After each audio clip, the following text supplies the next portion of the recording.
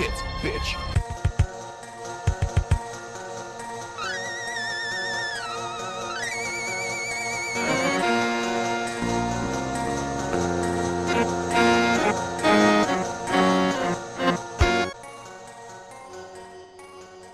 Hello, fiends and fiendettes. Welcome to episode 67 of the best horror podcast on 7voltmedia.com and the world.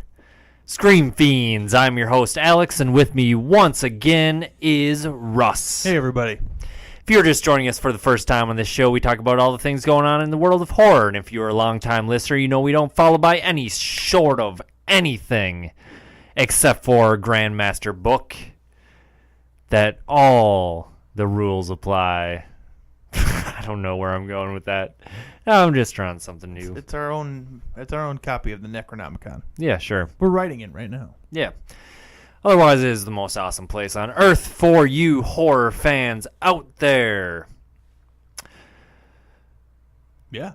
Get at us on Twitter at Scream Fiends. Let us know what you're watching, what you want us to watch, because we are always looking for something new and good in the realm of horror. Or bad. Or bad, sure. What is the worst movie you've seen this year?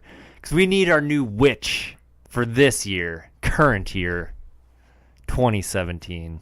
Annabelle. That's a good one. But, Not the creation, the first one. sure.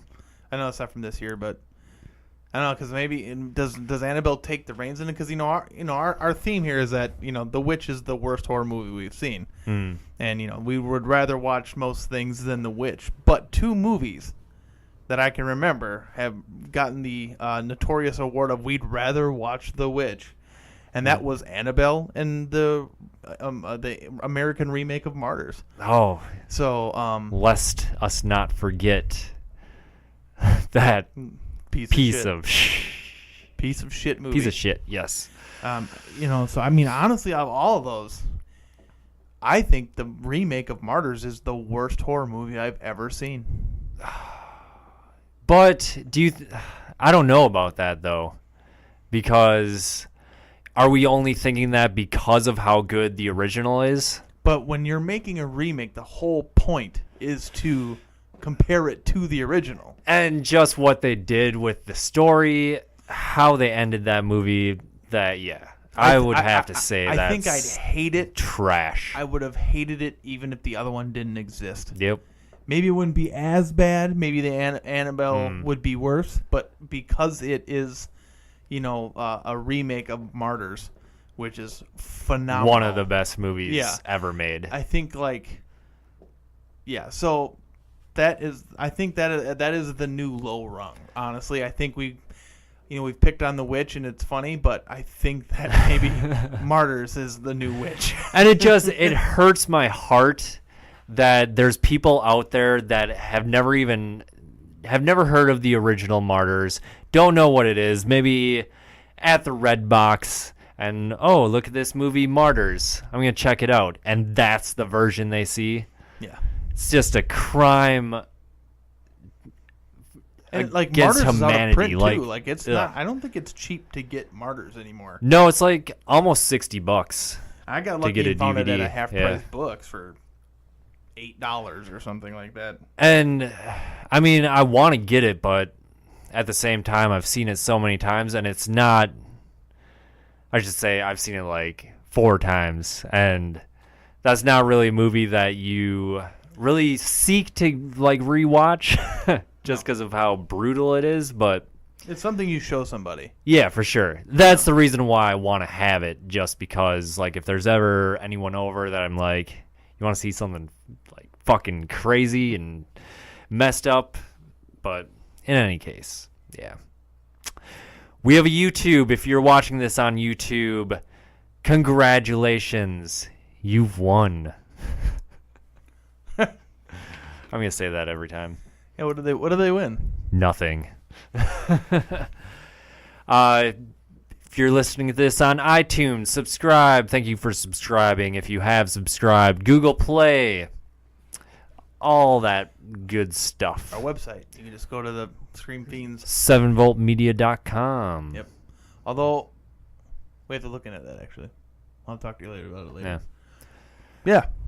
Yeah. What was I gonna say? I think that's the Twitter machine.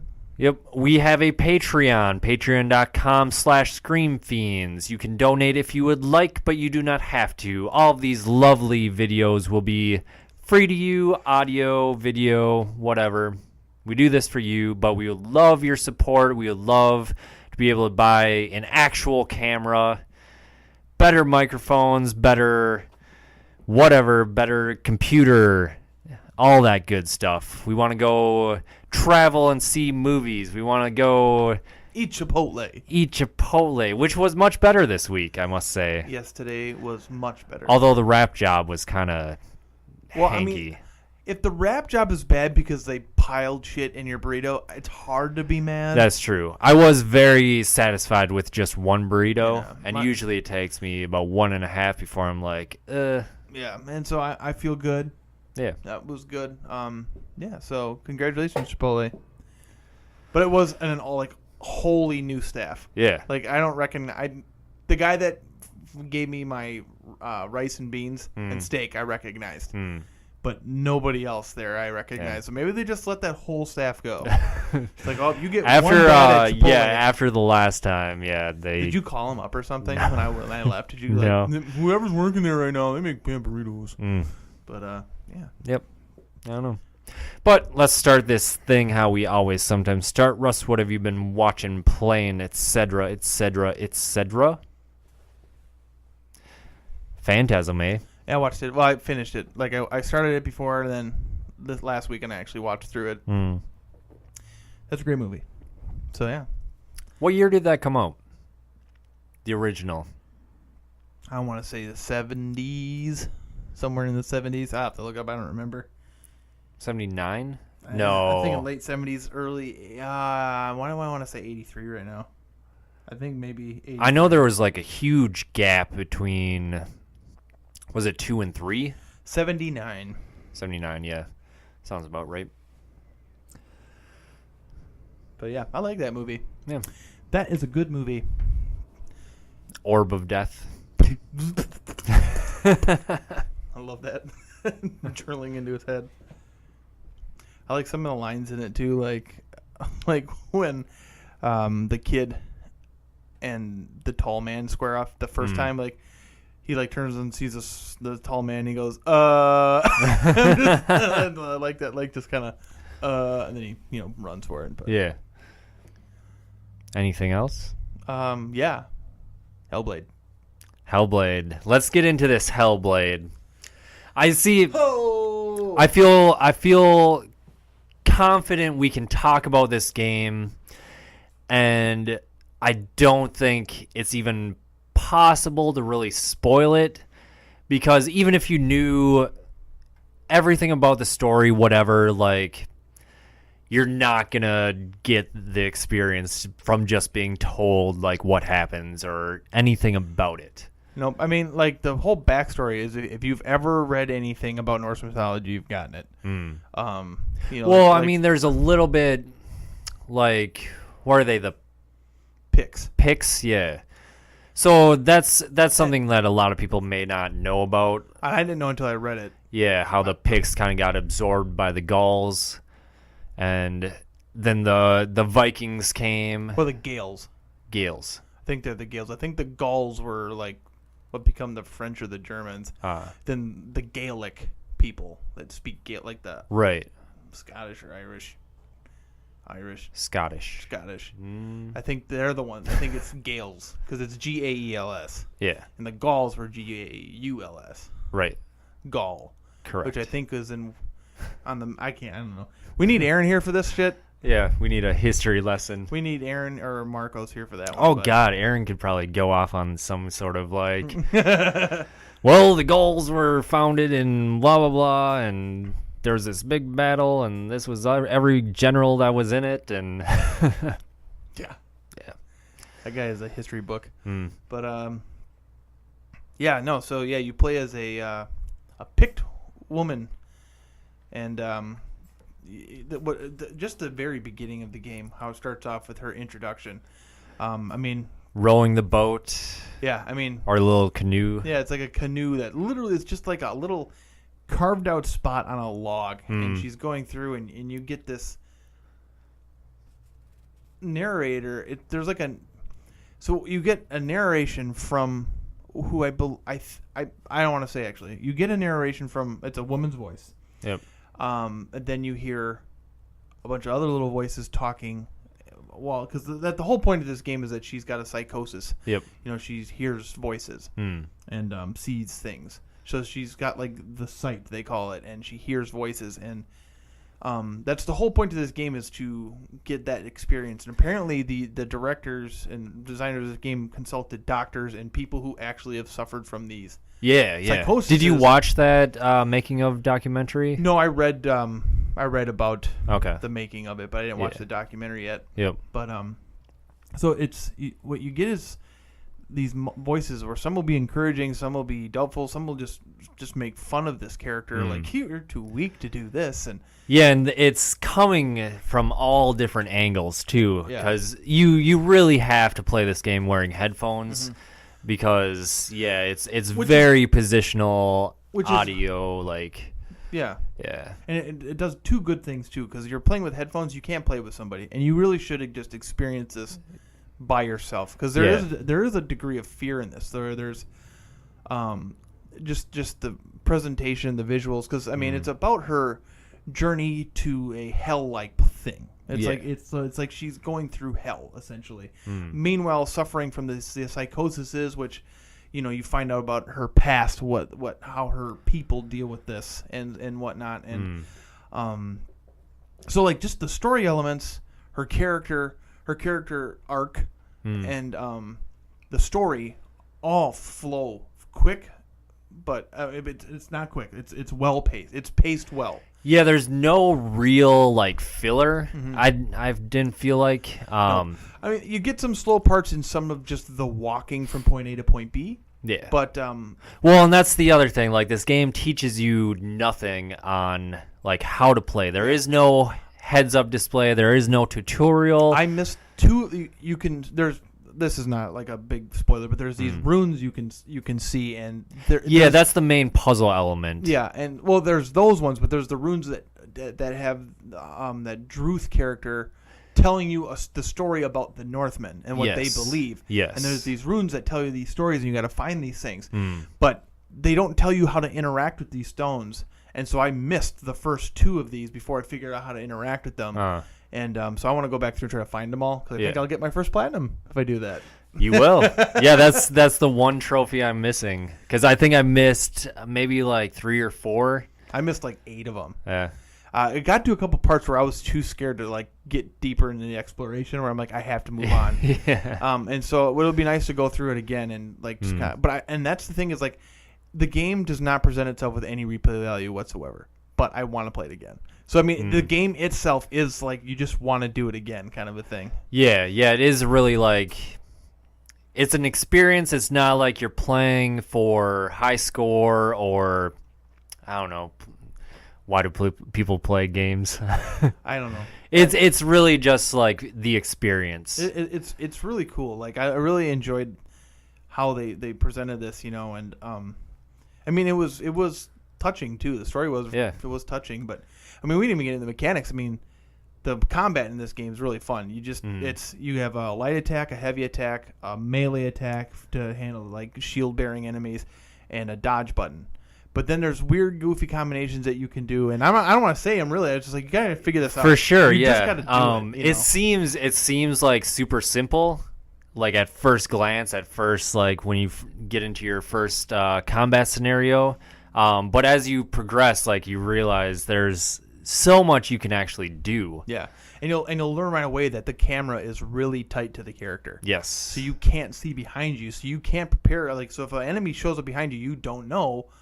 Unless you're paying attention, which is why you have to wear headphones. You gotta wear headphones. You gotta pay attention, and so it requires you to do this. And so the attacks affects the warriors different ways. Like the light attack, you can get a bunch of attacks, and that does decent damage. But like the heavier attacks will kind of will send them off their rocker, and they'll actually start limping and stuff towards you. Yeah, And they do have battle damage. Yep. And so what you do is when you do the heavier attacks, it'll free you up to pay attention to somebody that isn't damaged that's coming after you from behind or something like that.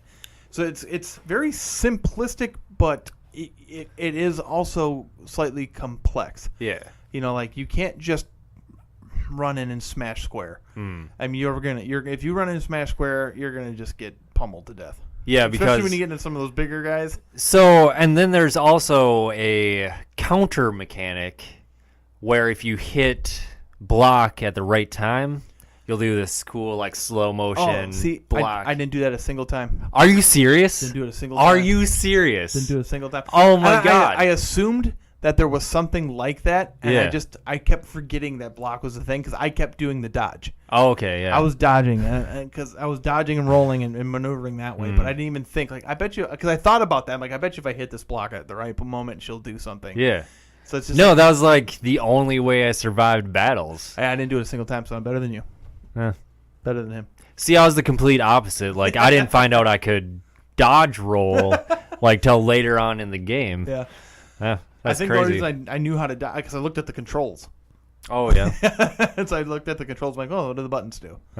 And so, but that game was an amazing experience. It's only $30, and it's about what? A couple hours. I would say it's longer than that. I would say it's probably about 6 hours for the average person. Okay, sure. Yeah. I beat it in 3 sittings, so at about 2 to 3 hours a piece. Yeah, about 6 hours. And so it's. I mean, they came out and said that this is not a big giant AAA. This is a shorter experience. We're only going to charge $30 for it. Yeah, and they kickstarted they funded it themselves too. Yeah, they didn't even kickstart it. It was completely independently funded by Ninja Theory. Yeah. Independently released. I thought it was going to be some sort of partnership with Sony. Sure. Just because it was kind of announced at, I think it was E3, or maybe it was, what is the PlayStation Experience? Yeah, PSX. Oh, okay, sure. And I know you can get it on PS4 and Steam. I don't know, can you get it on Xbox One? No, just PC and PS4. Sure. Yep. And it is downloadable only, I believe. Yeah, which is unfortunate. I wish I could get a physical copy with, like, artwork, and I wish there was like a collector's edition of it. Yeah, this is definitely one of my favorites of the year for sure. This was I totally think I got my money's worth. Like, just how unique of an experience it is, and just because I really now am happy that I went out and supported Ninja Theory, knowing that they independently made this. And what else has Ninja Theory done? I mean, like the Ninja Gaiden. So no, that's Team Ninja. Team Ninja. Heavenly Sword. Okay. Heavenly Sword was PS3's like first one. It was, I don't know if it was a launch title, but it was one of their first. I didn't play that one. They made the Devil May Cry like reboot, DMC. I enjoyed what I played of that. I didn't finish it, but I enjoyed what I played. And then Enslaved: Odyssey to the West. I was looking forward to that game, and then I heard it just bombed. It was actually good. Okay. I liked it. Yeah.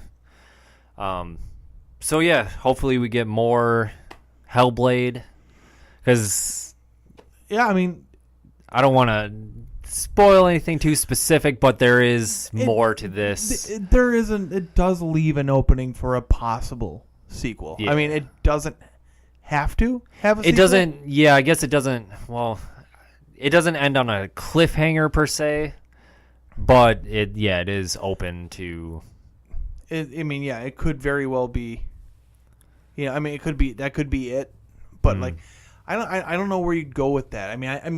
There's a couple different ways I could see it going, but I don't know if this is more like of a proof of concept with the engine, maybe trying a different kind of combat engine kind of thing.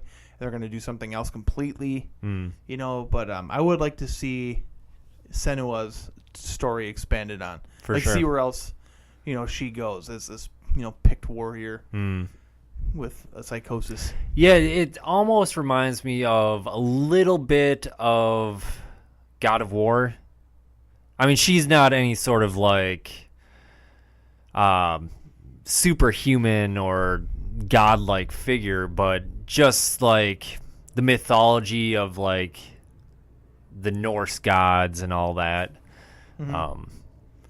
Which aren't even their gods, because she's picked. She's a pick. So the Vikings had come through, and the Northmen had come through, and so then she's actually, as she's going along, learning about their gods and stuff. So it's kind of neat, like this whole like this other pantheon being thrusted upon her to do what she needs to do. Right. Yeah, and she's seeing the brutality that they've inflicted upon her land. Yeah, So it made me want to go back. Have you ever seen the movie Valhalla with Mads Mikkelsen?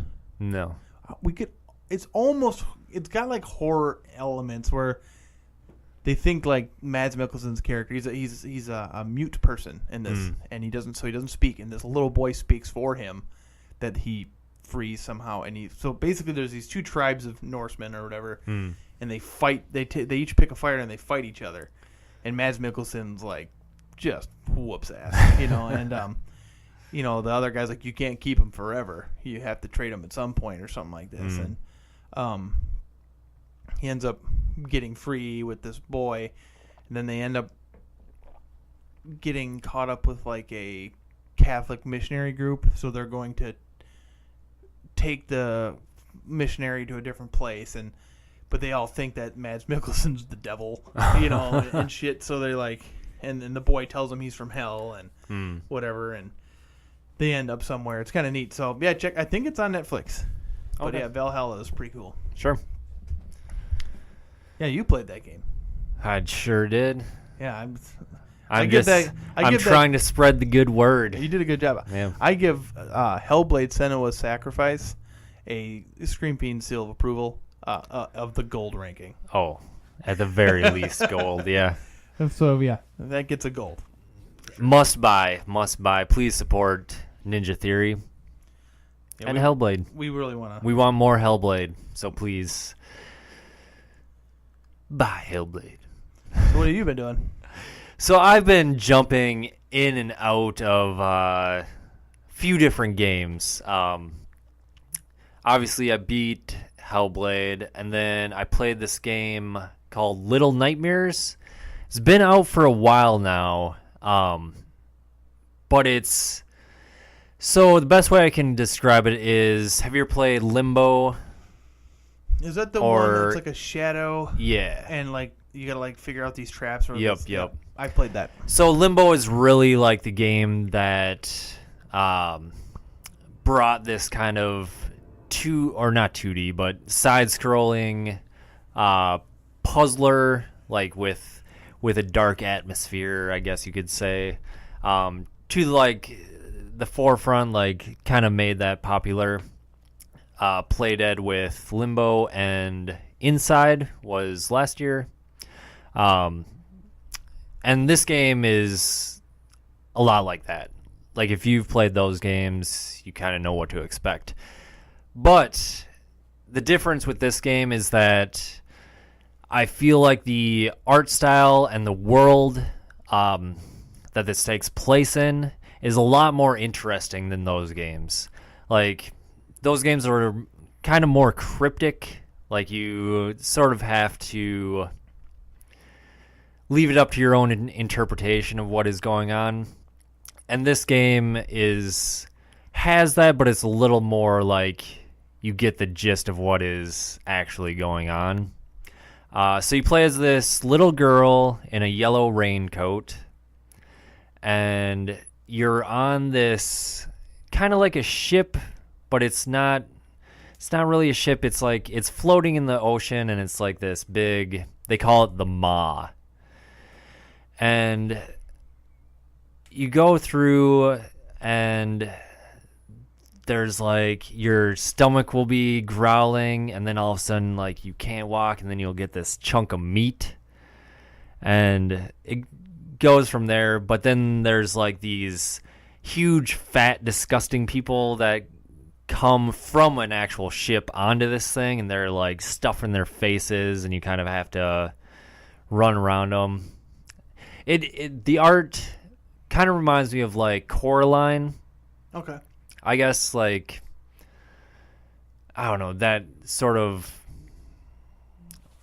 Tim Burton-esque, like, Yeah, I know what you're saying. yeah, kind of like that. But yeah, it's a super interesting like world they've built without like giving too much away. Like, it's where like I want to know more about this place. Sure. But it was pretty good. It's short. It's only about like 5 stages, I would say. So you can beat it in one sitting. It's got some kind of challenging puzzles, but not too much. There's a couple different collectibles that are pretty challenging to get. Like there's these little pyramid head like things running around. Like they're tiny little. They've got like dunce hats, Okay. but I thought of them as like little pyramid heads. Did they rip your skin off? No. Okay. But yeah, they're running around and you kind of got to catch them. And then there's candles you have to light. And there's these little like clay doll type things you pick up and smash. That's the other collectible. But yeah, it's good. I think it's like $20. So Cool. Yeah. And then I did buy Observer, which is the new game from Aspyr, I think they're called. They made Layers of Fear. Any good? I've only played probably about 2 hours of it. And yeah, I mean, it's got Rutger Hauer as the main character, and his voice is just like The best. yeah. It's got that like typical this. It's not post-apoc. It's future, but this giant like corporation now like basically runs everything, and there's this thing called the nanophage, which has wiped out like people that have been cybernetically augmented and all that. So it's not like that unique of a story, but your character is like.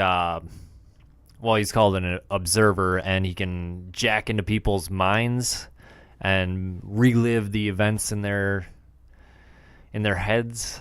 Okay. So it's got a great like look to it. You have to take these pills that basically are injected through this little device in your arm, and if you don't, like as you look around, it'll get all like pixelated. So, like, after, it'll gradually become that way. So, when you turn your head, it'll be all pixelated. So, it's got a cool effect to it. But, yeah, I just wasn't in the mood for, like, exploration sort of, I don't know, detective-type game. So, I mean, it's definitely a good game. I just wasn't in the mood to play it. You're trying to play that after Hellblade. Yeah. I didn't want to play any of it. Hellblade. Like I beat it yesterday and didn't play anything after that. Like, I got plenty of time. I could go, but no, I just kind of sat there. And I also picked up Alien Isolation, which this is the 4 years late.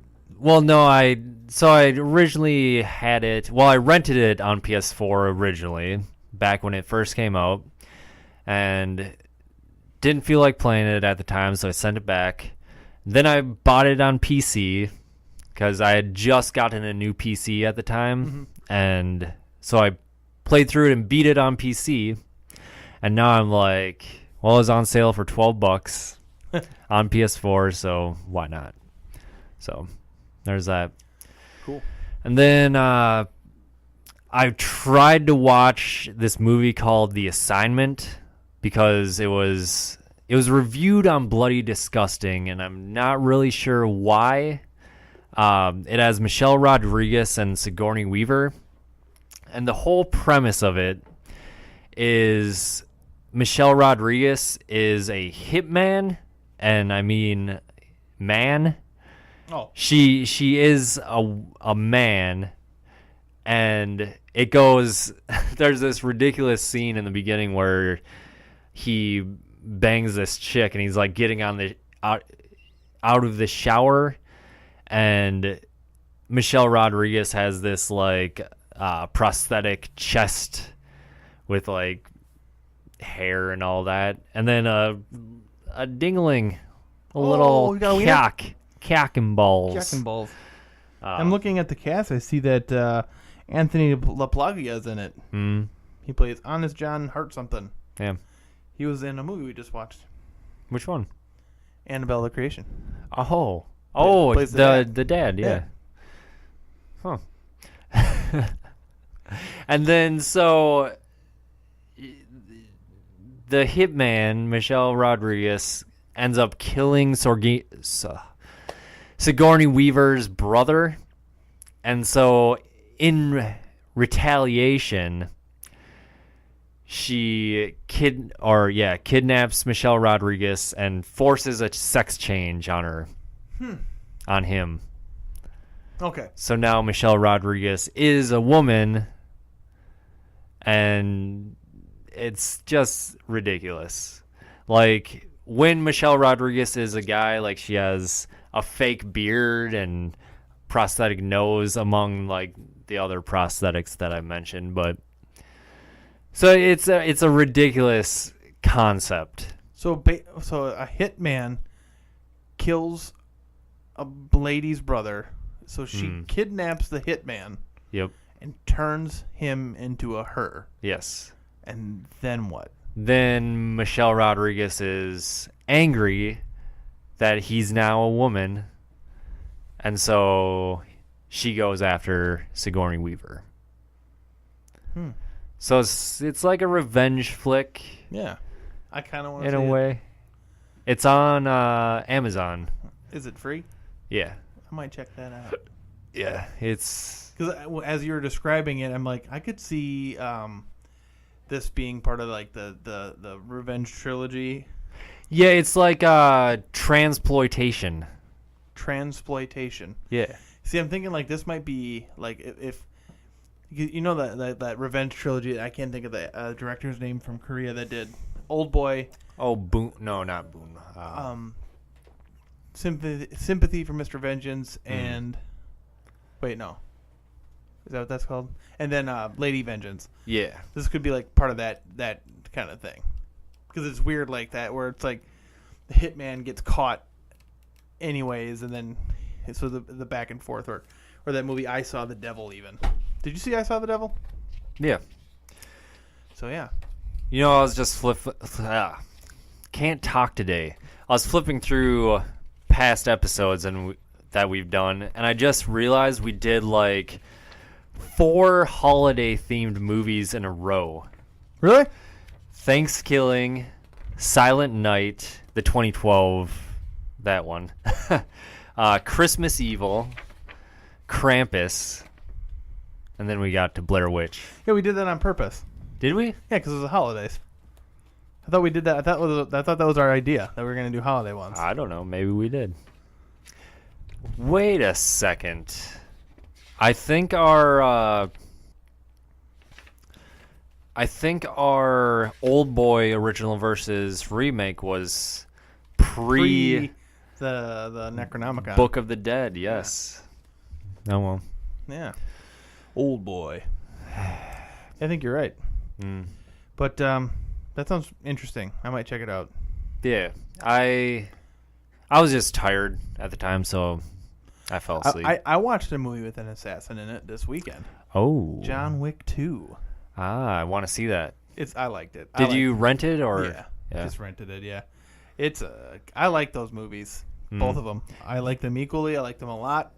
And so you can't say if the second one is better? No. It's just another great Keanu Reeves flick. Yep.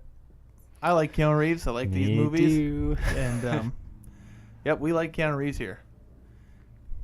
But yeah, don't mess with The Keanu. Yeah, you seen that guy do what he can do with a real gun? Like those like training videos? Man. And he knows Kung Fu. And he plays in a band. Yeah. I like Keanu Reeves. He's cool, man. And he's like 50-something. Is he 50-something? Yeah. I heard I was doing like some reading on him. He like donated all the money he got from like Matrix. the last 2 Matrix movies to like the people that worked on the movies. And Yeah. It's like $80 million. Here you go. Yeah. I don't need it. It's just like, man. He's got that Point Break money. You think so? I'm thinking it might be the first Matrix money. Yeah. Or maybe that Dracula money. Or Bill and Ted. Bill and Ted's a good movie. I heard we they're... could watch one of those. Which is it? Bogus where they go to hell with George Carlin or something that? Yeah. And they meet death and. Oh my God, we got to do Ernest Scared Stupid too yeah. at some point. We should just do a block of comedy movies, like horror comedy. Yep. We already did Tucker and Dale, but I'd watch that again. I'd talk about it. Oh again. my God. So this is kind of getting into the news. I think we're done with what we've been. Yeah. Did you see that? What was it called? Tucker versus the. No. It's the guy that directed Tucker and Dale. His new movie that's going to be on Netflix. Like he's making a Netflix movie. What is it? I keep on wanting to say Little Nicky, but it's not Little Nicky. There's another one we could watch. It's like it's a Omen spin on like Tucker and Dale. Isn't it called Tucker and something? No. You're thinking of that. What is it? And the Book of Evil. Yeah. What is the director's name? Adam Scott is in it, and he's with this woman. Eli Craig. Yeah, he's with this woman that has a son who is very clearly the devil. And it looks hilarious. Like, I can't wait. I think September 1st is when it comes out. Yep, you're correct. It is called Little Evil. Little Evil, yes. Yeah, you need to watch the trailer for that. It's great. Looks great. I'm going to do that because I love Tucker and Dale. Yeah. Oh my God. Yeah. So yeah, otherwise, news-wise, something really cool. At the 10th anniversary of Hatchet, they're doing a 10th anniversary screening, and it was revealed, and the people in attendance got to screen Victor Crowley, which is a sequel reboot of sorts to the Hatchet series, Hatchet 4, if you will. Takes place 10 years after Hatchet 3 and focuses on the main survivor, or the only survivor, and everyone sort of doesn't believe that Victor Crowley exists. He's relegated to like a myth, and then this guy ends up going back to Victor Crowley's hunting grounds, and Victor Crowley gets resurrected and all that stuff. But what's cool about it is that no one saw it coming. Like, this movie was filmed basically in secret for the past 2 years. That's pretty good. Yeah. So yeah, they're supposed to be doing like a traveling road show showing this movie in October. So hopefully it'll come here to Minnesota. Minnesota. Yeah. That'd be cool. We should do the first Hatchet movie. Yeah. At some point. Next week. Yeah. Yeah, I was trying to think of what, I knew there was some movie that I wanted to do next week, but I couldn't remember what it was, and that is what it was. Hatchet. Yep. I think I've only seen the first one, actually. Yeah, I don't think I've even seen the first one. Yeah. Yeah. Nope. Hmm. I've read the book. Well, we all read the book. Plane Crash. Yep. Yeah. Oh, that was a good book. Yeah. Drinks deer juice. He like boils deer. Yeah. I felt like I could survive in the wilderness after reading that book. Yeah. And like the whole time he was Totally. like 2 miles away from a log cabin. Yeah. It's like the whole time. Yep. Otherwise, the new season of American Horror Story finally got like an actual trailer. None of this like weird imagery, which was cool, I should say. With the clowns like, dancing. Clowns and the bee lady. And they're dancing. Yep. Rocking back and forth. Yep. So you watched the trailer, right? Yes. I was not expecting it to actually involve like the Trump Clinton election. Yeah.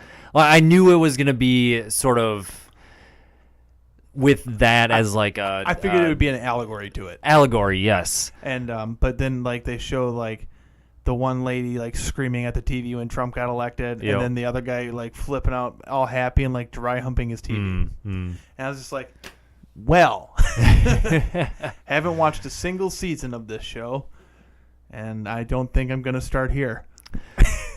It's I don't know what to think about it. I'm definitely gonna watch it, but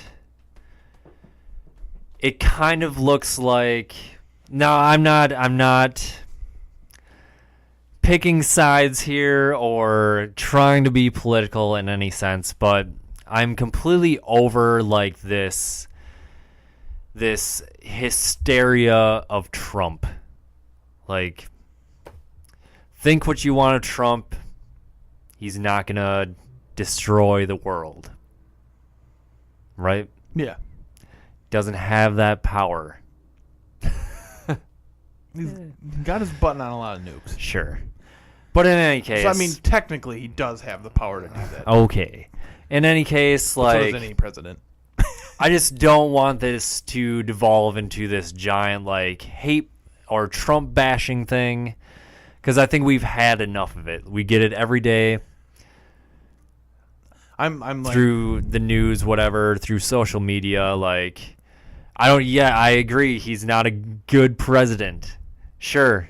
yeah, That's all. Like, I don't need to be bombarded by it every single day and by American Horror Story and all that crap. Yeah, I think it's I think it's starting to wear.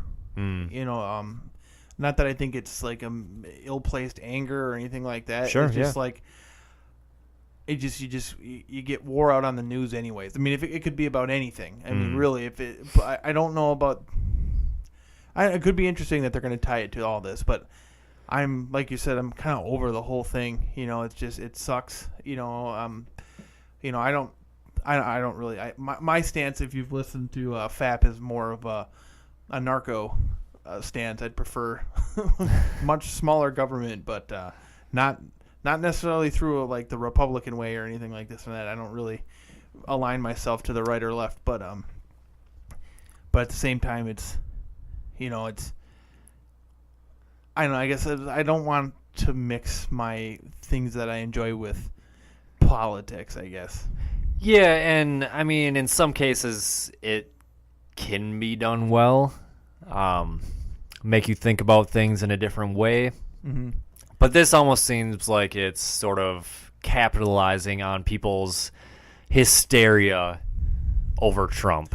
And that's not the part that doesn't bother me so much, really. Like, I mean, if they're going to grab a dollar that way, cool. But, like, my whole thing is, like, I'm just numb to all of the political rhetoric, you know, from both sides, and I don't want to watch a TV show about it. Right. You know, and that's basically it would just be like, okay, well, I already watched this. It was called The Election of 2016. Yeah. And so I'm not really interested in this at all. It's like I'm you know, it's just like I've been battered by the 2016 election since. I mean, I even went out and like participated in part of it, you know, because of my own thoughts of what would happen, you know, and right.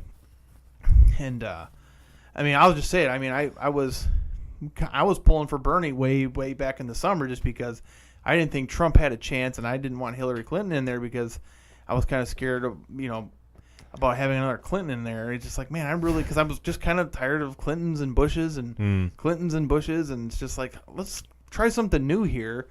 And so I was rooting for Bernie. Because you're a goddamn socialist. The way I looked at it now, this was before I did in my moral research, but I figured like, okay, well, the media had always kind of treated the Republicans as these warmongering fearmongers, so it's just like, okay.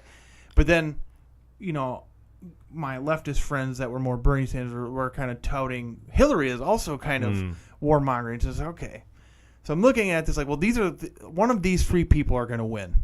So we're going to have two people trying to put us into war and one person not. So it's like, I'd rather go broke as a country with socialist programs than going to war again. Yeah. But then I looked up like the history of socialism and like communisms and stuff, It's like what I know about World War II is mainly battle stuff, not like the political atmosphere of this and that. And so it's like, oh, wow, all these people died when communism's tried. Well, people say it wasn't real communism. I'm not going to have that argument because I'm not intelligent. I don't know enough about it to talk about that. And so I'll say, yep, I'll concede, yeah, probably not. But I just like, so I've been, so I was involved for a little bit, thinking, okay, we'll see where this goes. We're going to get something different. And then the whole shit happened with the DNC and like Bernie getting ousted. Ousted, and I totally agree. I thought it was inspiring when I first heard Bernie speak, and it's like, these things are super unrealistic. Like his social programs are wholly unrealistic, but. In any case, it was like the same thing Trump had, but coming from a better place, I guess. He was a different sort of candidate. Yeah. So like for face value, like socialist things sound good. Yeah, obviously it's very idealistic. Yeah, very idealistic. I like the idea of socialist programs, and And I think some of them could be privatized, and I would myself, if I had the money, would support some of these systems personally. Sure. Like I would put my own money into some of these things. But I don't think it's very realistic when you look at the economics to have all that. But like I said, I'd rather go broke trying to do that than going to war again or bullying the world or doing that kind of shit, which I kind of felt like the other two candidates might do, either with Trump's and just the way he talks, and Hillary with her track record with other things. So it's just kind of like, I don't know if I want one of those two in there. And so I'm gonna pull for Bernie, but then he gets ousted, and I'm like, well, I guess Hillary's gonna be president then. And I'm thinking, well, we'll see what happens. Maybe things will be different. I mean, because you don't know. I mean, I don't know. And so then just I was getting kind of into it. Watching YouTube, watching, both sides, people talk, Hillary supporters talking about this is why she's good. I'm like, okay. People talking about why Trump's good. I'm like, okay. I'm watching these things, but you can't watch those things without getting into the shitstorm too. So you got like the people going to the rallies and like challenging each other. Yeah, and it becomes this volatile, vile place that our politics have gone to, where it's become football or a sport where you have these two teams and they're going at it, and it's like, and now you get to this thing where it's like, when somebody wins, now instead of just like, okay, that's the team that won, now we have to move forward. What do we do? It's been this like you said, this constant bashing, and like I said, I don't think it's misplaced. It's just like, no, not at all. I'm so worn out on it. It's just like, I mean, I will say some of it is unwarranted, because I feel like some of the things Trump has said is taken a bit out of context, and just the hyperbole that is created from anything that Trump says is a little bit outlandish, but whatever. Like, think what you want. Whether you agree or disagree, that's fine. Yeah. But yeah, I don't know. And we really shouldn't be speculating on what this show is going to be like, just having seen the trailer. You know what? They could Just because, like, seeing someone else in the trailer where this clown mask keeps showing up, it probably has very little to actually do with that. Yeah, and I think Ryan Murphy, the creator of American Horror Story, has said, like, they're basically just using the Trump-Clinton or 2016 election as a jumping off point. Like the backdrop kind of. Yeah. So I guess my point that I think we were both trying to make is just like that it's just we're just emotionally numb to that whole setting. So like I like personally, like I've never really been interested in American Horror Story, just not for any particular reason. Just I don't really feel like watching any horror stories. I don't like watching TV. It's just like it's a weird, like I prefer to commit myself to like one 83-minute thing and being done. Sure. You know, and there might be sequels, that's fine, but I don't want to get into these TV series. And I should, but I don't. But speaking of which, did you watch the new Room 104? No, that second episode really fucked me up, man. I just don't even care anymore. This new one was actually pretty decent. Is this the Tony Todd one, or was that last week? No, that was last week. Okay. Yeah, this new one, spoilers if you haven't seen it, or I don't know how deep we're going to talk about it, but I haven't seen it either. It's about this guy who is going through a difficult time, and his best friend died many years ago, 20 plus years ago, or I think it might have been 20 exactly, I don't know, at least 20 years ago. And he kind of needs advice on his current situation, and he starts seeing his dead friend. Okay, interested. Yeah. It's not horror, I don't think, in really any capacity besides him seeing his dead friend. But it's I would say it works emotionally. I would say. Sure. So I liked it. I thought it was the best one since the first episode. I'll check that one out. Yeah. Yeah, that second one, James Vanderbeek. But yeah, I don't know. I don't. You know, it's not a mystery if you've been listening to the show. I don't do TV shows very often, anyways. Except for Ash versus the Evil Dead. Yes. Because that show is fucking awesome. Yeah. That show's really good. But yeah, I've been having some hankerings. I've been reading people talking about the Twin Peaks. I want to get into that one when I get a chance. I'm so far behind. I got to go back. I want to go back and watch the original first. 'Cause it's been so long since I've seen it, and so I might do that and just catch it when I can. Because I got to get Showtime somehow anyway. So, yeah. But I want to get into that eventually. I did watch all Twin Peaks. You know, I did get through that, but I'm a big David Lynch fan. So, and watching his shit's just too much fun. It messes with your brain. Like, you just don't see things the same way. Yeah. After watching a David Lynch film, and just the filmography of it, like just like shots, like even just like the over the road shot in Lost Highway, you know, just like there's just something about the way he shoots things, you know. Yeah. But yeah, well, we're gonna do Blue Velvet one of these days. One of these days. Yep. I think it's close enough. Where we at? Holy buckets, we're good. Yeah. Yeah. All right. This week's episode is brought to you thanks to The Forgotten on YouTube. If you're watching, hi. Thanks for recommending us doing this episode. The Candyman. So,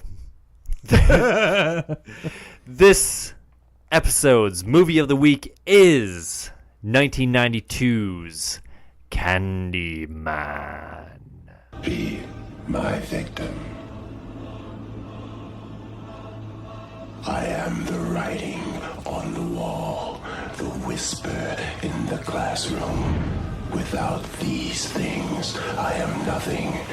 So now I must shed innocent blood. This movie starring Virginia Madsen, who we just learned today. No, I already knew it. Is I told you. you did believe not. me. You did not know it. I did too. I said, yeah, I think it's. And you're like, no way. And I looked it up. I'm like, see.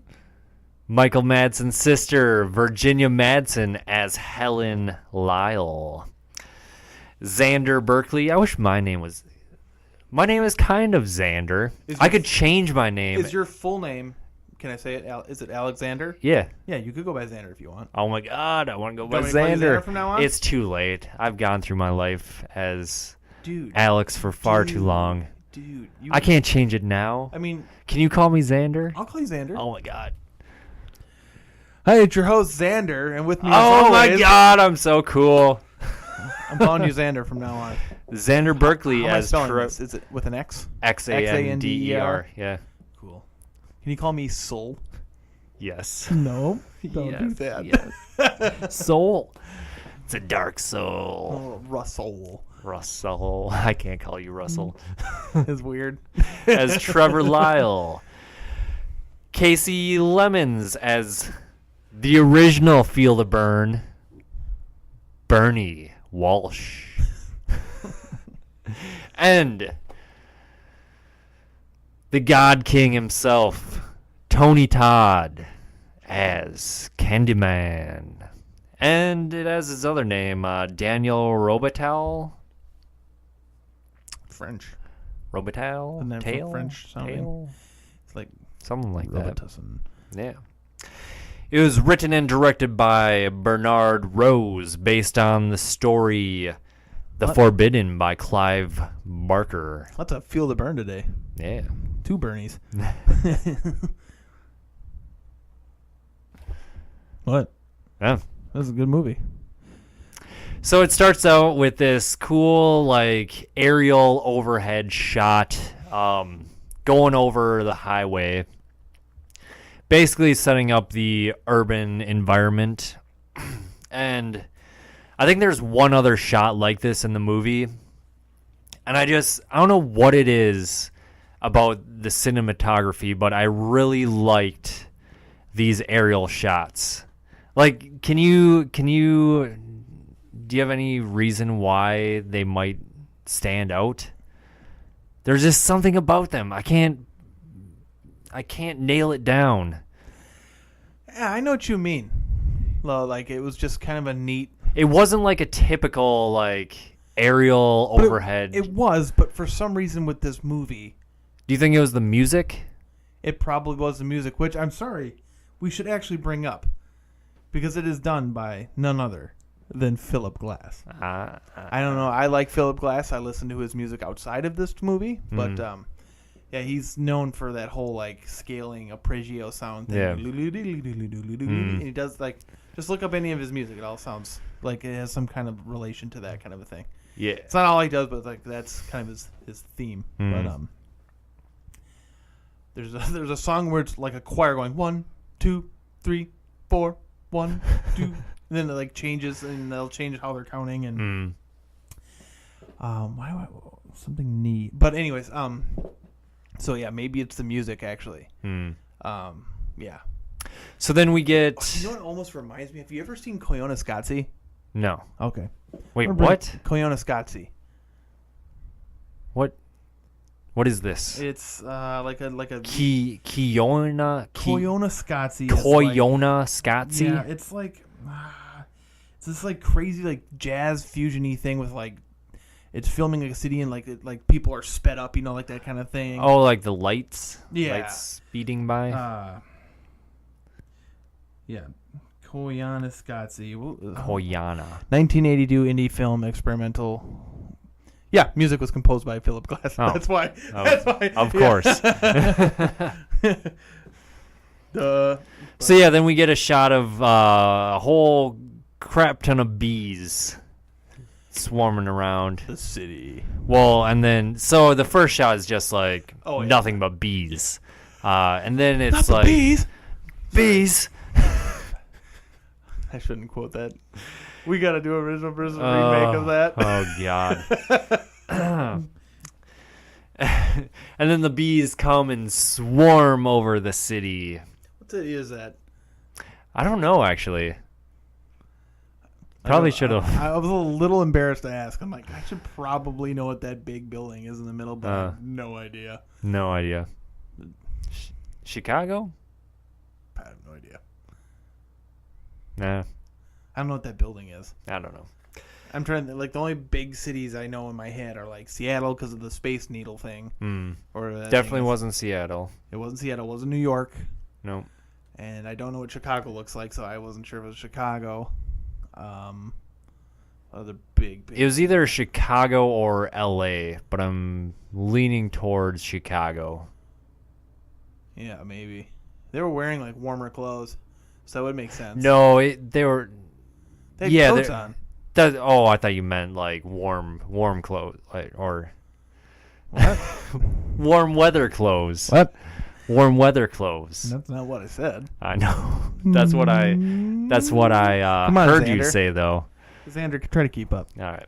Xander. Oh, that's so weird. It's gonna be hard. I'm gonna do it. I'm I gonna love it. Start I calling you love Xander. it. I love it. I'll correct my wife when she asks about Yes, they're wearing jackets. They were Xander. And then we get a voiceover of Tony Todd and his lovely voice, booming voice. I did get the Blu-ray copy of this coming from some sort of European territory, because in the U.S. we do not have these blue and red 18 thingamajigs on the corner of our DVDs and Blu-rays.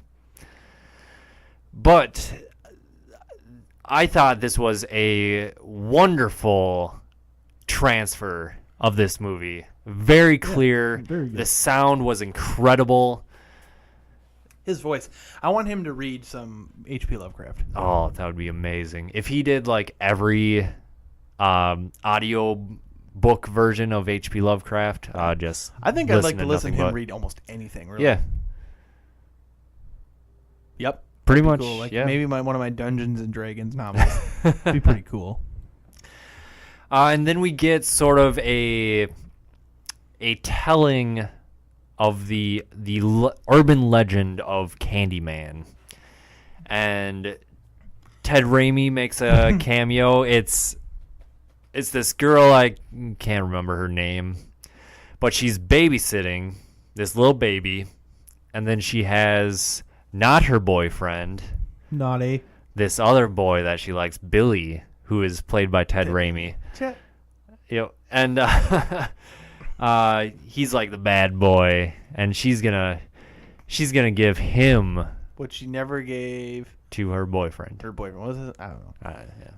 Yeah. So he comes over. She immediately takes off her shirt and is in her bra, and then she tells him to hold on. She's gonna go run, and she's got something for him. Yeah, Right? she's got, like, a That's what she surprise. says. Yeah. Yeah. She said, "Go downstairs. I got a surprise for you." Yeah. But before all that, they said they did the whole thing you're not supposed to do. Oh yeah. They go to the bathroom. Yep, they go in the mirror. bathroom, and she goes, "Do you know if you say Candyman in the mirror 5 times, he shows up and kills you?" Yeah. So of course they got to do it. So she says it, and then, he starts breathing on her neck, and she's like, "Get out of here, baby." And then go downstairs. I got a surprise for you. And Yeah. So it's gonna be her boobs. That's what the surprise is gonna be. She's gonna take the bra off, but he goes downstairs and she flips the light off, and boom, there's the Candyman. And then she She screams. did. And she screams, and Billy's like, What's that? and yeah, so that's, and what you find out is actually a person telling Helen this story. And yeah, they go over how Billy's hair turned white, and yeah. So then we meet Helen and Bernie, who they're not reporters. I don't know if they're students either, though. They're working on a thesis Yeah. about urban legends. But does that mean they're students? They could be overgraduates. What's the not undergraduates, postgraduates or something? They could be working on something like that. Okay. Well, yeah, they're doing a thesis on urban legends, right? Yep. Or is it specifically Candyman? I think it's on urban legends, but they're tackling that Candyman one because of the proximity to it. It would be my imagining. Yeah. But so I think we get a scene then of her husband teaching a class about urban legends. Yeah, he's giving a lecture. He's making an example about how these things work and how people will share delusions even though they don't. So there's the delusion about there being alligators in sewers, and somebody said, yeah, it happens in Miami, and then somebody's like, no, that's not true. It's in New York. It's like, see how you guys are sharing a delusion, but in two different places because of like how these urban legends spread. Right. But Helen comes into that class and hears the end of it, and then confronts Trevor, who ends up. This is where you learn that they're husband and wife. Confronts him about, hey, you were supposed to wait to teach this until we were done with our thesis. He goes, I'm not going to make them wait. Yeah, because they were going to interview the students, like getting their untarnished impression on like urban legends, and now that he's given this lecture, now they kind of have this idea in their heads that it's, I don't know, it just ruins what they were planning. Yeah. And we meet this succubi that you can tell right away there's something with this girl. I don't trust this Trevor. No. Yeah, there's something you figure out pretty quick that Trevor's not being faithful. Yeah. I figured out right away. Why is he coming home so late? It's because he's banging a student. But yeah, then Helen is in another room typing up her paper, listening to her recordings of the original lady telling her the story of Candyman, and then another lady overhears what's going on. Yep. Right. So there's a lady cleaning, and she she's saying the name Candyman. She's like typing out loud kind of a thing. And she goes, oh, you're doing a report on Candyman. She goes, yeah, somebody knows about, that happened in, what's that place called? Cabrini Green. Caprini Green. And so they bring in another lady who tells her the story about this Regina Jean or something. Ruby Jean? Ruthie Jean. Ruthie Jane. Ruthie Jane? Ruthie something. Yeah. At this place. And she goes, oh, okay. So she does some more research, and she finds out that the picture in the original article isn't actually of Cabrini Green. It's of her apartment complex. And then she finds out that her mirror actually will push out, and she can see into the other room. Yeah. Her condo was originally like Section 8 housing. Uh-huh. But they threw plaster on the cinder blocks and to make it look nice, and then charged her a fortune for it because they needed something to section off the ghetto, because they did it on the other side with the highway and something else they were talking about. Yeah, and so basically, the Metro line. Yeah, the Metro line and so it is Chicago. Yeah, but so they're talking about how they section off the ghetto, and her building is like the other like border, and so then they go to the place, Cabrini Green. Yes, the actual Cabrini Green. Yep, and they're having some conniptions about it. I mean, Helen isn't, but Bernie is, because of it being ghetto and like it's pretty much run by the gangs, this whole area. Yeah, and Bernie's talking about how they're dressed like cops, like they're dressed conservatively, but she's saying how everyone's going to think they're cops. Mm-hmm. And they, as they get out of their cars, they're being called at. Everyone thinks they're cops. And so they're being catcalled, and then they're being accused as being cops. And they go up to the room, and they're looking at the graffiti on the wall. And it says, sweetest to the sweet. Sweets to the sweet. Sweets to the sweet. And they're looking at this door, and then you get a little bit of a jump scare when the lady opens the door and the dog starts barking at her. And then they go into the apartment, where Ruthie Jean was murdered by what they think is the Candyman. Yes. And so she realizes right away when she gets in there that the room looks like her room. It's the same layout. So she goes, "It would have the bathroom should be right over here." And they go in there, and sure as shit, the bathroom's right there. Yep, and they take the mirror, or no, they don't even have to take it off. They just open it up, and there's a hole right to the next. Yeah, so what they're trying to prove, I think, is that the Candyman urban legend is just an urban legend, and it was just somebody came through the wall because of the way the building is set. Right. And actually, we forgot to talk about this. Her and her husband Trevor are at home, and she does the Candyman thing in the mirror. Yeah. So she's already summoned the Candyman. She's crossed the line. Yeah, she's crossed the line. But, so she goes through the mirror despite Bernie's reluctance. Yeah, she's. I'm trying to think of the word.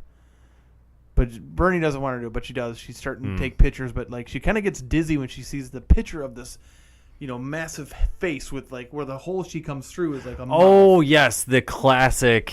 So I think anyone that's seen this movie can instantly picture this mural. Yeah, there's the hole that Helen crawls out of, and it's this giant Candyman face with the mouth where that hole is. Yeah.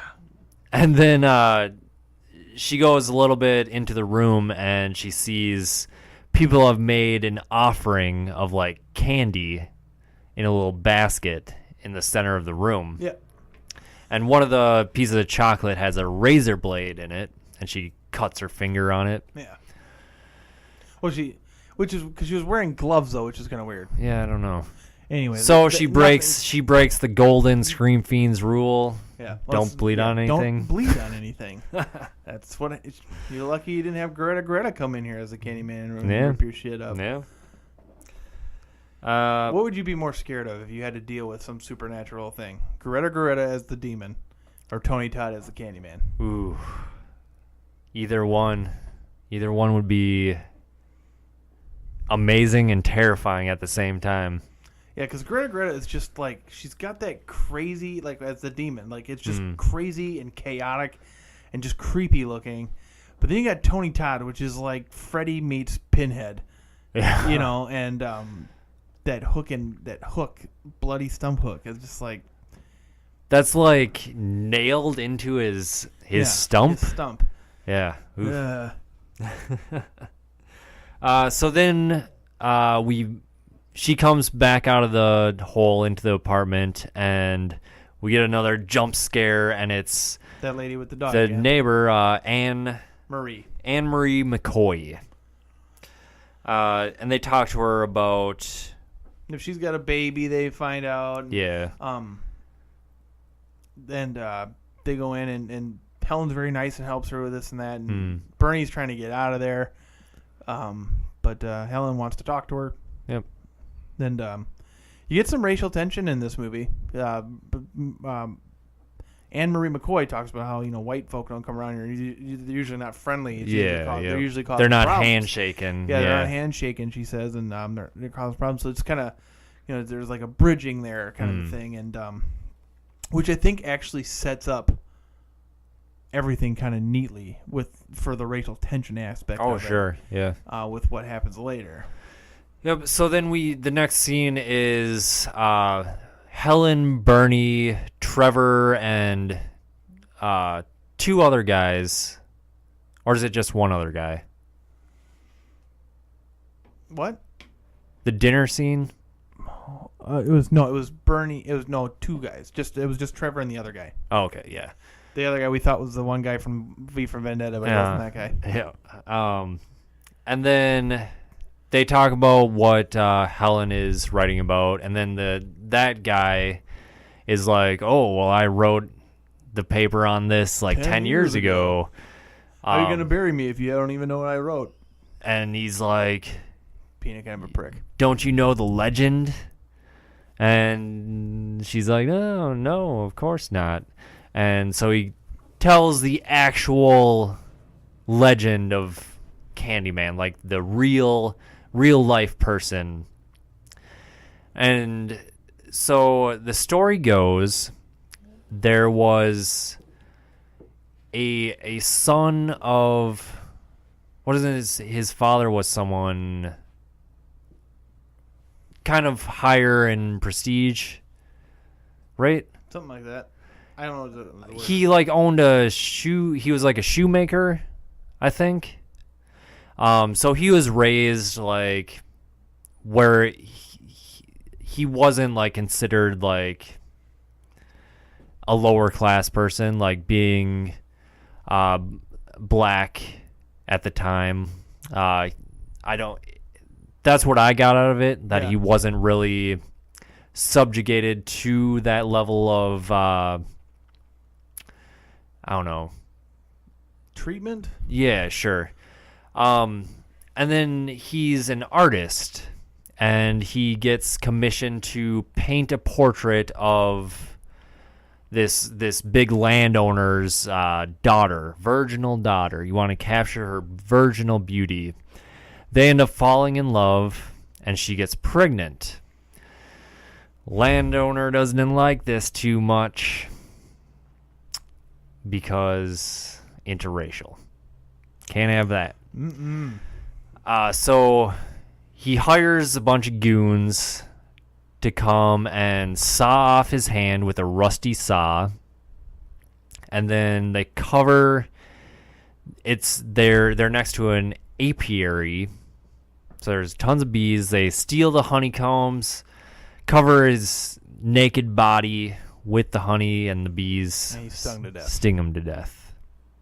Lovely way to go. And then they burn his body and spread the ashes over Cabrini Green. That's the legend of Candyman. Candyman. Yep. So we get that. And so next we get Helen goes back to Cabrini Green, and she meets Jake. Yep. This little kid. And she like kind of tricks him into showing her where Candyman is. Like pulling the whole like, unless you're scared. Yeah. Well, she takes him to that bathroom. Yeah. It's like a public outdoors, like a rest stop, what you would see at a rest stop. And Jake tells this kind of horrifying story. Yep. A kid is with his mom, and he has to go to the bathroom. Like she's shopping, so he goes across the street to use this bathroom, and then she hears him start screaming. And a brave guy goes in there to see what's going on, but he comes out with white hair because he finds the boy, and apparently his bits have been Got his dick off. chopped off. Yep. Yep. Yeah. Yeah.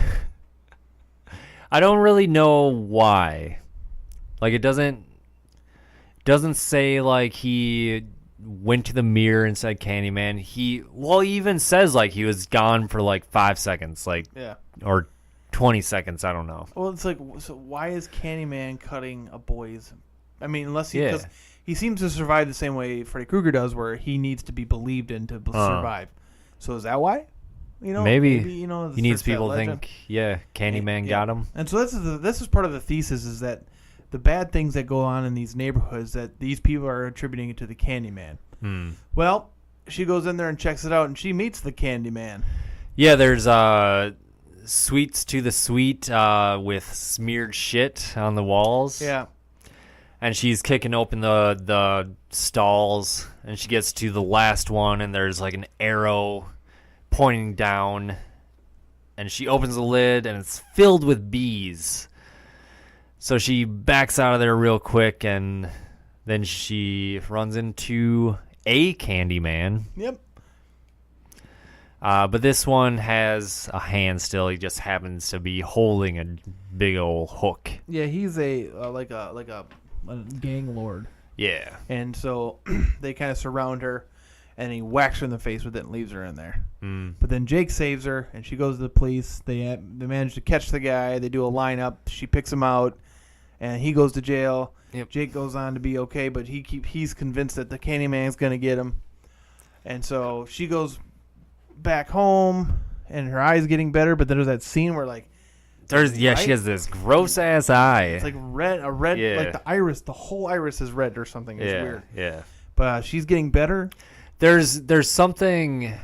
This is the first time, I think, not the first time, but like this is like the one time too I knew Trevor was like, oh yeah, he comes home and he's like, "Oh, you hungry?" He goes, "Yeah, I guess." Huh? Yeah, he's acting really suspicious. Like, yeah, you're like, "Oh, he's definitely cheating." Yeah.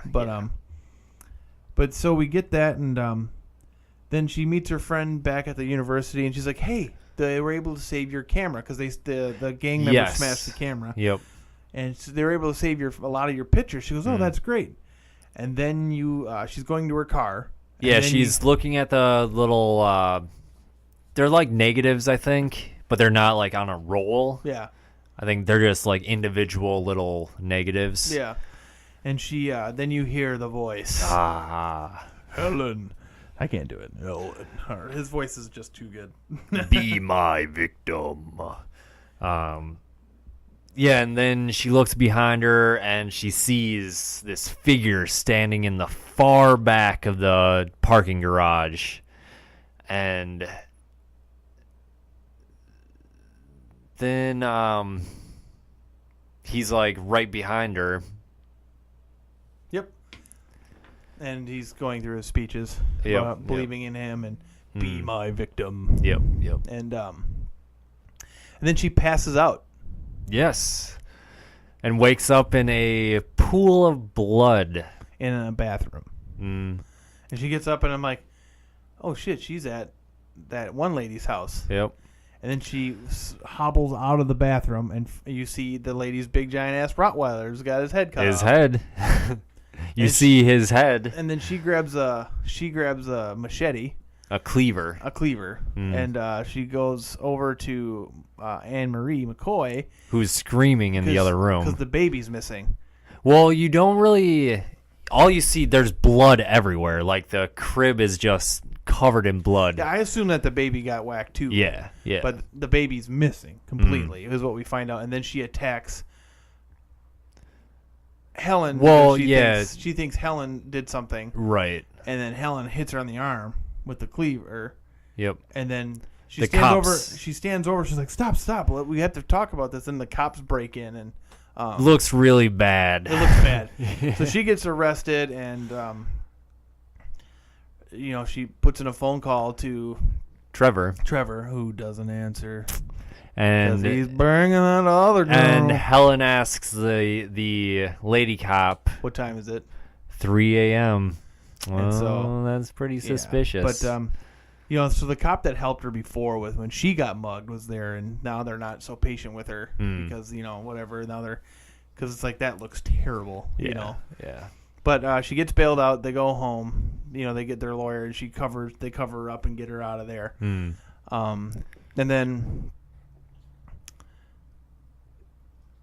she's looking at like a slideshow. She's actually looking at the pictures that she got from her camera, and she gets to one and she kind of sees this figure in the background, and she adjusts the focus and she sees that it is Candyman. So then she opens the shades up and whatnot, and then she goes into her bathroom. She's looking in the mirror, so she opens it because she's doesn't want to deal with looking in it. And then wham! The hook comes through the mirror, and she screams and runs, goes on the hallway, but he's out there. Yep. Then she comes back in, and she's trying to call the cops, but then he's behind her. And then he talks to her about being my victim and how pain will be exquisite and this and that, and then cuts her neck, and she starts to pass out. Yeah. But Unfortunately, Bernie's coming over. Yeah, and she's trying to she's trying to tell Bernie through, get out of here. He's here, but it's too late. She passes out, and Bernie screams. Yep, and then we see that Bernie did not. Well, she wakes up in the bathroom with blood again. Yep. She wakes up in the kitchen. She's got a knife. Yeah, and then she's got blood on her again, and then she gets up, or no, she's in her bed. When she wakes up, she goes out to find her husband. Then she sees Bernie, and she can't believe it. And even the husband's like, "What did you do?" And the cops are like already there. Yeah. Yeah. And so they kind of chase her for a second, but then they, cuff her. And she's kind of gone crazy, and her husband's like there with her and feels we're going to get through this. Yep. But because they're pushing her down on a gurney in the hospital at this point. And then they cuff her, and then they got her in the... she got committed. Yep, committed. And so she's strapped up, and then Tony Todd floats above her and asks for one kiss. To feel one kiss, and then floats underneath the bed as the people will come in. Yep, and she's screaming about it. Yeah.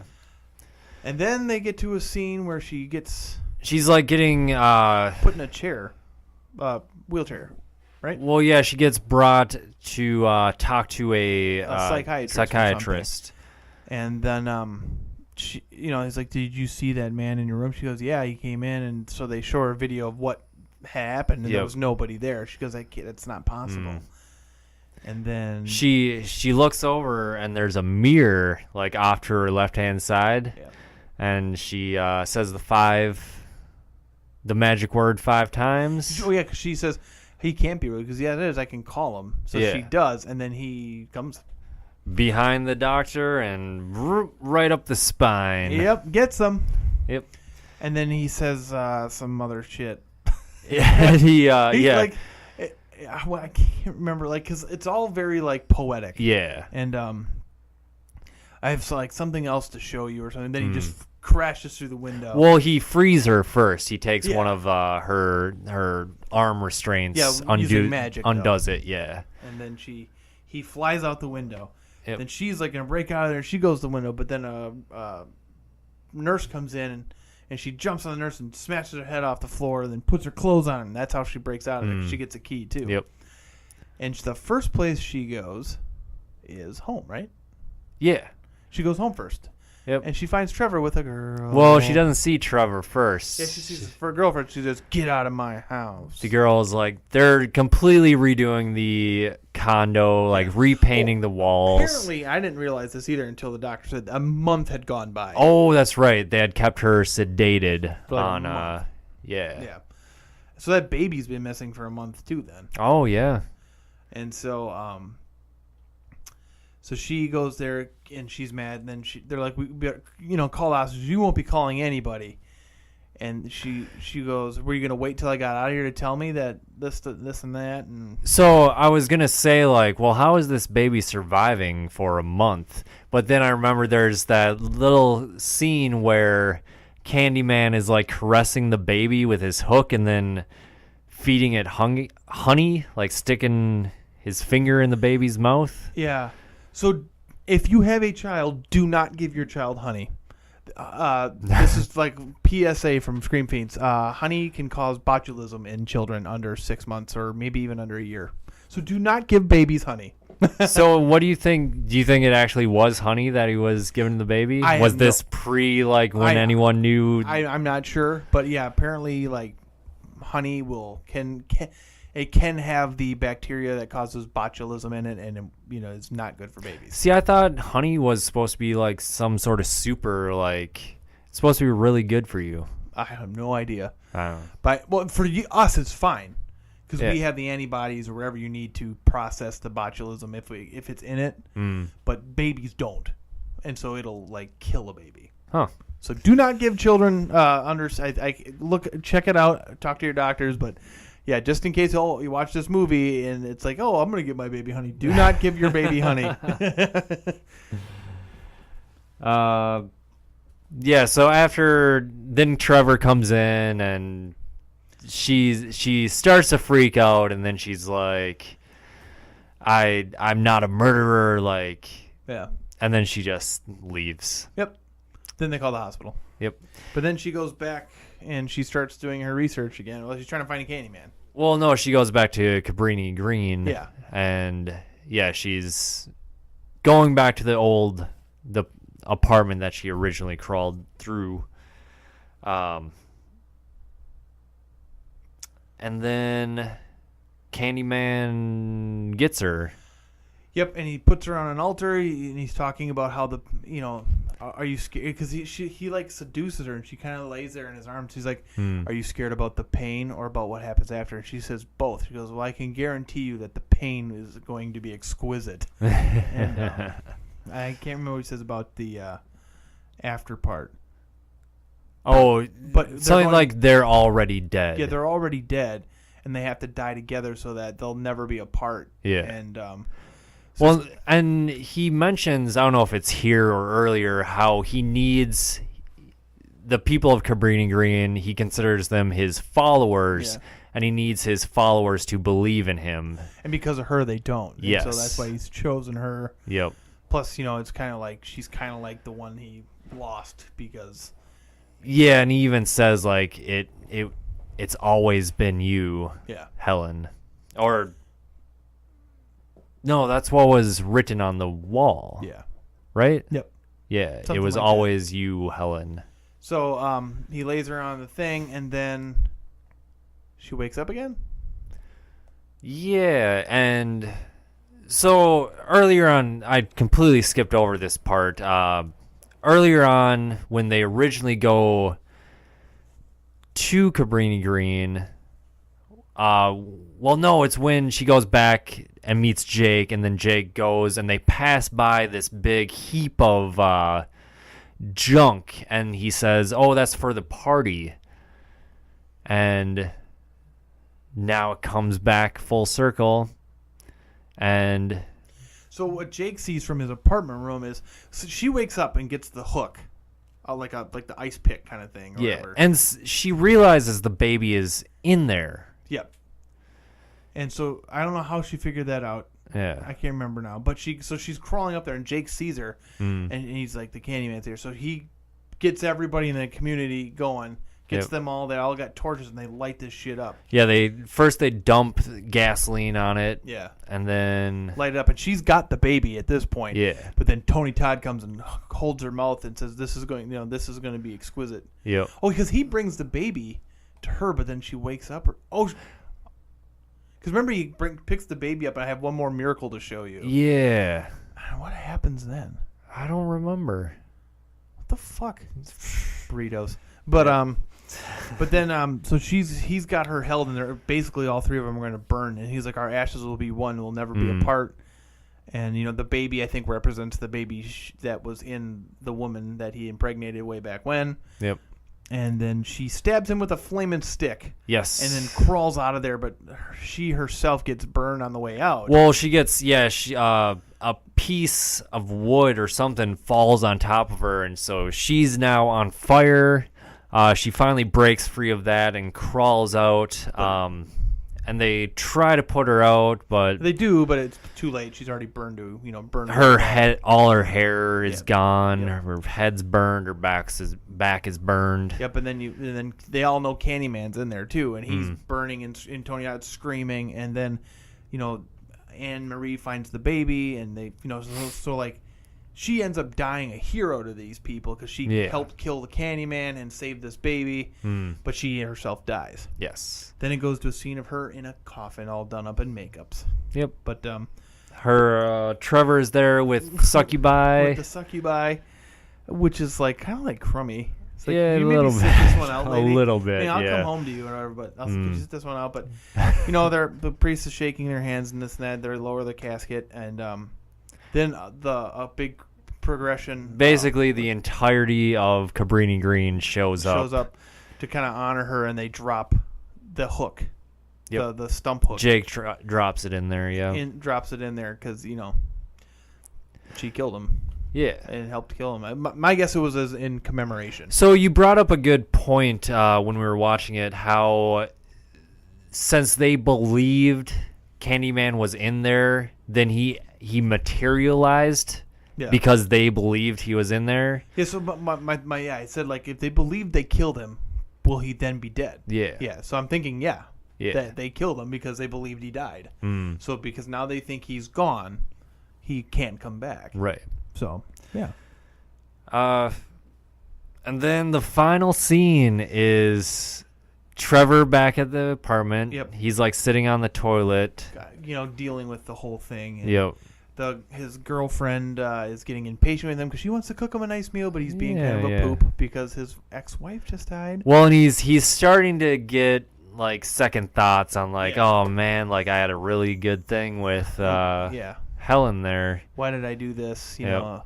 And then he kind of like mopes and looks in the mirror and he's saying, "Oh, Helen, Helen, Helen." Then he looks at the mirror and he finishes the last two, and then turns off the light. And then The lights might I think they just went out. oh, and then she shows up. Yep, and it's all like strobe lighting and He's like, you know, Helen. He goes, "What?" She says, "What are you scared? Are you scared of something?" And then hooks him right up from the groin to the gullet. and then the girl comes in and screams. Yep. Good scream. It was a Yeah. good scream. Yeah. Oh shit! I just said this. Huh. This is a good scream. It's a good scream. Do you know what that's from? Huh. Blowout. You gotta watch that movie. Blowout. Blowout. Blow Up is what I think it's a remake of, but Blowout Huh. with John Travolta and who's the guy who was in Harry and the Hendersons, the dad? Oh. What's that guy's name? No. Judge. No. No, not Judge Reinhold. No. He was on Parenthood I don't know about that. but and Coach. no, he was in the Third Rock from the Sun. Lithgow. John Lithgow. Yeah, that's the guy. Ah. And he plays the bad guy in that movie. That movie is fucking good. It's a thriller, so maybe we can watch it on the show. But it is one of the best movies I've ever seen. Blowout. Check All it right. out. But yeah. So that's the movie. That is Candyman. Obviously, classic. Classic. Yeah, definitely classic. I enjoy it a lot. It's a good movie. I like Tony Todd. I love his voice. All the acting was pretty much good. I think the only kind of less than stellar was the Succubi. And I don't really Her care. performance Like, wasn't yeah. really convincing. No, but I mean, she played her part well. I Yeah, guess. But yeah. The soundtrack was great. Oh, wonderful. Should listen to some Philip Glass on purpose. Yeah. Outside of this, it's pretty kind of neat. I don't know how to put it. Yeah. Cinematography was great. There's, like I said, the overhead aerial shots. For whatever reason, I don't know. I like those. I like the whole investigation aspect of it, like looking into this, like scientifically at first, like they're trying to disprove this, only to turn this monster on themselves. I like that. It's almost Lovecraftian that way. And it is like a actually scary movie. Just the aspect of, I mean, we talked about it before. Like, neither of us have dared in real life say Candyman 5 times in the mirror. So that's how effective this movie is. Yeah, I mean, really. I mean, I grew up with superstitions just growing up religious. I mean, still holding on to some of that. But like, you were, did you grow up atheist or did you grow up with agnostic? We were technically Lutheran, but none of my family really it was just more of like a thing. Like, that's what the community did. We went to church. It was never really talked about as like a serious thing. It was just sort of like something we did. Sure. And then you let that go at whenever. Yeah. So, but even still, you won't do it. As a more skeptical person, and it's kind of funny that how those things like those urban legends will fuck with people. Yeah. Yeah, and then just the aspect in the movie where you don't really know if she may be crazy, if it's all psychological or whatever. See, so I was thinking about a reboot of this. And what if you did a reboot and it was psychological? I mean, just having it be a psychological episode thing is just what I had just now, just as you said it. But I was thinking about reboots of who would you cast, right? Like, who would you cast nowadays? And I figured, Idris Elba, right? It's Candyman. Oh. Yeah, Idris Elba. So I was thinking, about everything that Idris Elba is getting put in lately, and everything Tom Hardy is getting put in lately. It's when are they just going to do? Just give everybody what they want. a reboot of Brokeback Mountain with those two as the main characters, so we can just watch those two guys make out. Then everyone would be happy because this is the only two people like getting casted in anything anymore. Yeah. Tom Hardy, he's gonna be the new Bond possibly, and Idris Elba, and the great actors. I like. It's just funny how it seems like Hollywood is in love with these two dudes right now. And people too, though. I mean, everybody you talk to about either of those two guys is just like, Tom Hardy's so good. Blah, blah. I agree. Even though I feel like Tony Todd is sort of like irreplaceable as Candyman, I think Idris Elba actually could pull it off. Oh, yeah. He has a deep enough voice. Yep. He has the stature. So yeah, I think out of anyone, I think I can think because I watched John Wick this weekend. I can think of a second person that could do this. Who? Common. Oh, the rapper Common could be a good Candyman. He's got a little bit too much of a baby face. You think so? Yeah, he needs to be I less think baby-faced? so. I mean, Tony Todd is a very attractive man. Yeah. Especially back in his younger days. Sure. 25. This is 25 years exactly. Candyman was released. I mean, not the exact date, but it was released on September 11th, 1992. So, Which is also the birthday of Virginia Madsen. really? Wow. But I think Idris Elba, I think Common Naomi could do it. Watts. I think RZA could do it. Naomi Watts. No. Naomi Watts. No. Idris Elba. No, Naomi Watts is too old now. What are you talking about? This is Virginia Madsen wasn't. No, I agree. Naomi Watts would be fine. Yeah. Yep, Naomi Watts. But what if we were going to cast younger people, though? Ugh. Like younger college-aged. Emma Roberts. Emma Roberts. I could see her doing that. I would see her more of the succubi role, though. Sure. Succubus. Sure. Who would you cast as everybody, though? Like Trevor and Helen. Who would be Trevor and Helen? Naomi Watts and Viggo Mortensen. I thought we were going younger. I know he's old balls. Yeah. But who would be a good younger Adam Scott? It'd be perfect. And you know who plays his scientific buddy? John C. Reilly. Yeah. Yep. John C. Reilly's got fucking range. I don't care what anybody says. That guy can do everything. I didn't even know, like, I thought it was when I saw him in, like, what is that music one? Get Hard? Get Hard, right? I don't know. Walk Hard. Oh, the one about Johnny Cash? Yeah. Yeah. Walk the Line? Walk Hard. Huh? The Dewey Cox story. Oh, yeah. No, I didn't see that one. Oh, great movie. But yeah, I knew him from Boogie Nights, so I always like considered him to be like a dramatic actor. I knew him from What's Eating Gilbert Grape. Oh, Jesus. Yeah. It was a long time. Yeah. And so, I mean, that's where I knew him from. And that, and then I think he was in Days of Thunder. And then I know Mellow Yellow. Yep, Mellow Yellow.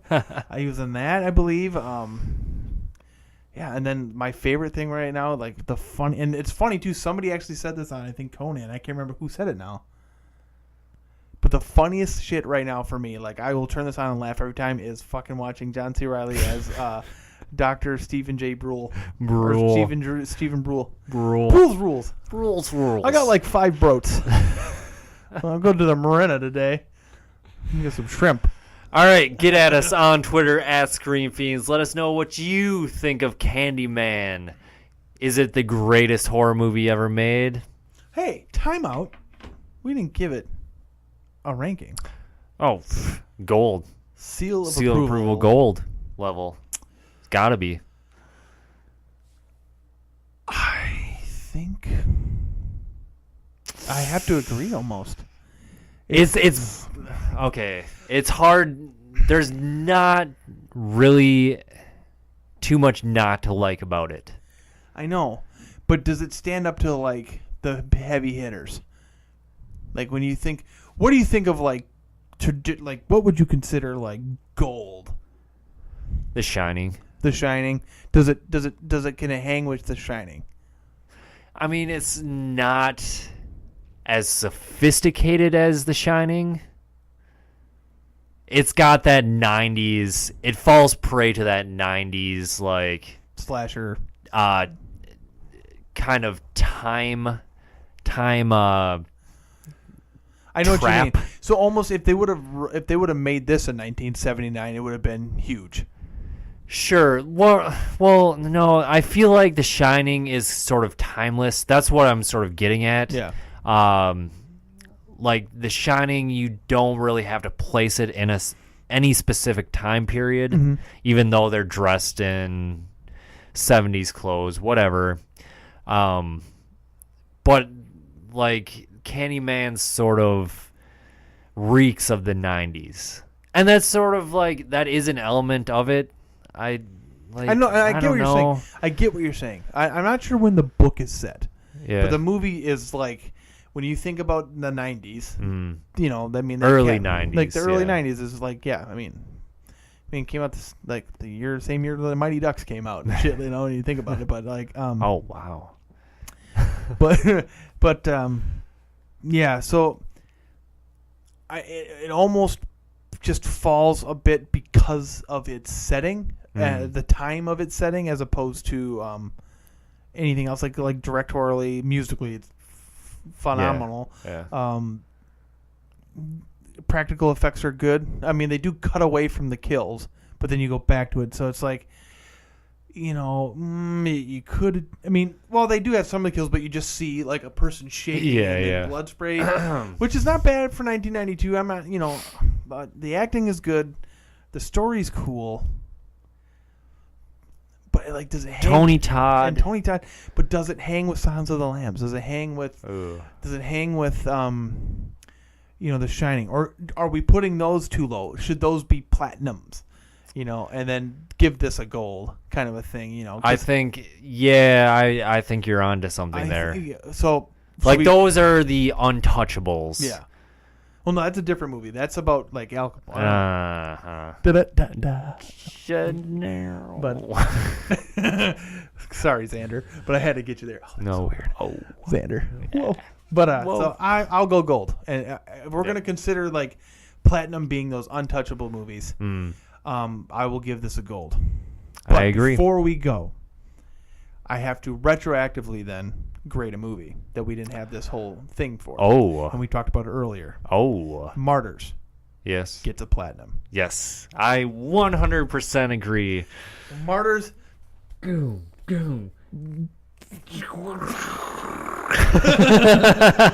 We're super cool. All right. Yes, I have to do that then, because I mean that is one of the greatest of all time. Absolutely. So, all right. Cool. Get at us. Settled. Get at us on Twitter. Let us know. Does Candyman deserve a platinum, or are we right with the gold? Yeah. YouTube, if you're watching this on YouTube, congratulations, you won. Yada, yada, yada. Subscribe on iTunes. Subscribe on YouTube. Subscribe on Google Play. 7voltmedia.com is where you can find other shows that our People Do. Zero XP Podcast is the video game podcast. Even though we talk about a lot of video games on this show, that show is supposed to be about video games. Freedom, anime, and professional wrestling is the anti-Seinfeld show. It's a lot about nothing and professional wrestling. Tower Radio, if you're looking forward to Destiny 2, which is imminent, coming up here in a couple weeks. That show is all about the world of Destiny. Patreon.com/ScreamFiends. Donate if you would like to support this wonderful program. We would love it. We would love you. Just like our Patreon subscriber, We have Brandon Carrera. Sure. That's not it, but yeah. Thank you very much, Brandon, for supporting this show. We love you. And your postcard will be in the mail. Yes. All right. Cool. From us at Scream Fiends, so long and farewell.